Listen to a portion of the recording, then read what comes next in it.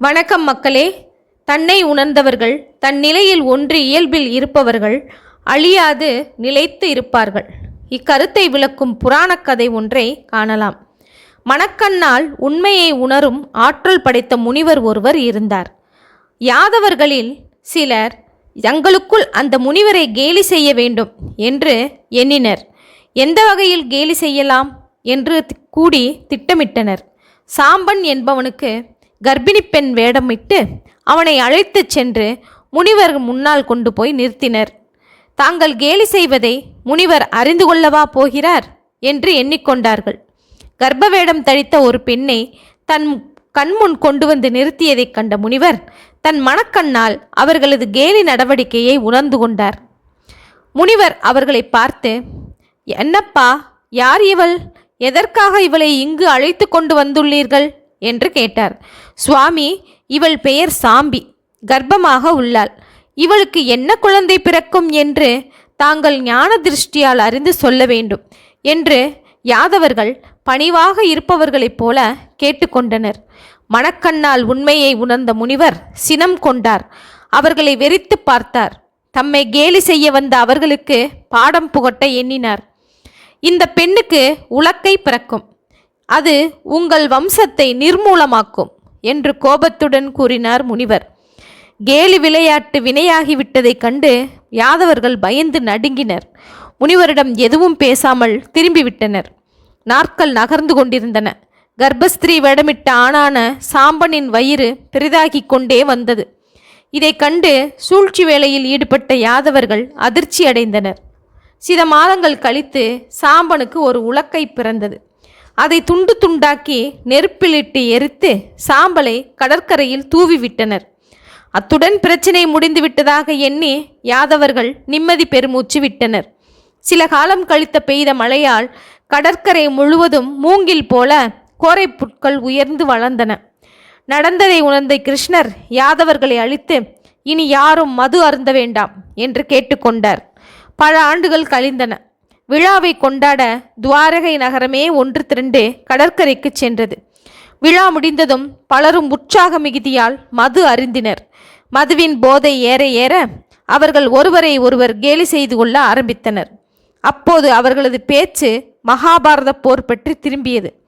அவர்களில் சிலர் துரியோதனின் பக்கமும் வேறு சிலர் அர்ஜுனனின் பக்கமும் நின்று போரிட்டவர்கள். ஏய் கிருதவர்மா, தூங்குபவர்களை யாராவது கொள்வார்களா? நீரும் அஸ்வத்தாமனும் செய்த கேவலம் நம்முடைய இனத்துக்கே அவமானம் என்று கூறினான் சாத்தியகி. நீ மட்டும் என்ன யோகியனா? பூரி சரவசை வஞ்சமாக கொன்றவன் தானே என்று கிருதவர்மா முகத்தில் அடித்தாற்போல் கூறினான். இப்படி பதிலுக்கு பதில் வாதம் செய்து கொண்டிருந்த சாத்தியகியும் கிருதவர்மனும் பேச்சு முற்றி ஒரு கட்டத்தில் ஒருவருக்கு ஒருவர் மோதிக்கொள்ள தொடங்கினர். வாளை உருவிக்கொண்டு பாய்ந்த சாத்தியகி கிருதவர்மனின் தலையை சீவி எறிந்தான். அதற்கு பதிலாக பலர் சூழ்ந்து கொண்டு சாத்தியகியை அடித்து கொன்றுவிட்டார்கள். கலவரம் பெரிதாகியது. குடிவெறியில் ஒவ்வொருவரும் கடற்கரையில் மூங்கில் போல் வளர்ந்திருந்த கோரை புட்களை பிடுங்கிக் கொண்டனர். உடனே உலக்கை போல் உறுதியாகிய மாறிய அவற்றால் அடித்து கொண்டு அனைவரும் மாண்டனர். கிருஷ்ணனின் பிரத்யும்னனும் இதில் மாண்டுவிட்டான். தன் கண்ணெதிரே தன் வம்சம் முழுவதும் அழிந்ததைக் கண்ட கிருஷ்ணர் இது இயற்கையின் செயல் என அறிந்து கொண்டவர். சோர்வு அவரை கவ்வியது. மெல்ல நடந்து வனத்தினூடே சென்று ஒரு மரத்தடியில் படுத்துக்கொண்டு தியானம் செய்து கொண்டிருந்தார். அந்த வழியே வந்த ஜரன் என்ற வேடன் தொலைவில் புதர்களில் அசைவு தென்படவே அது மான் என்று எண்ணி அந்த இடத்தை நோக்கி அம்பு விட்டான். அந்த அம்பு கிருஷ்ணரின் குதுகாலில் புகுந்து ஊடுருவியது. ஓடி வந்த வேடன் அங்கே கிருஷ்ணரை கண்டதும் அலறி அழுதான். அவரிடம் மன்னிப்பு கேட்டான். அப்போது மெல்லிய குரலில் கிருஷ்ணர் இவ்விதம் கூறலானார். வேடனே, விருப்பு வெறுப்பின்றி தன் இயல்பினில் ஒன்றி நிற்பவன் அழிய மாட்டான், அமரனாகி விடுவான். அவ்வாறு தன் இயல்பினில் பொருந்தியவன் முக்காலங்களையும் அறிவான். காந்தாரி என்னை சபித்தாள்.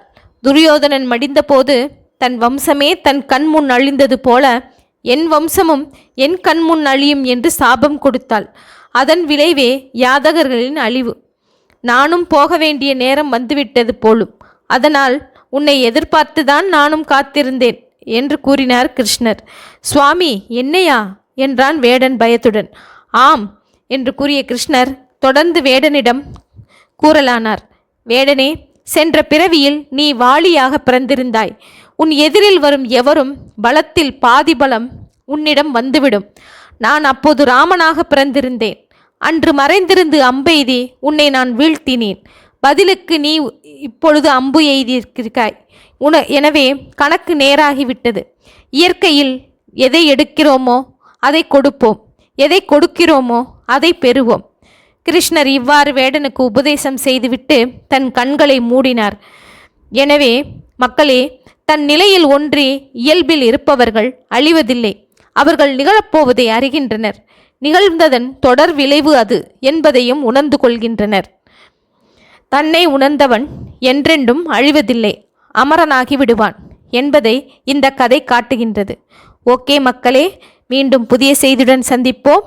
நன்றி, வணக்கம்.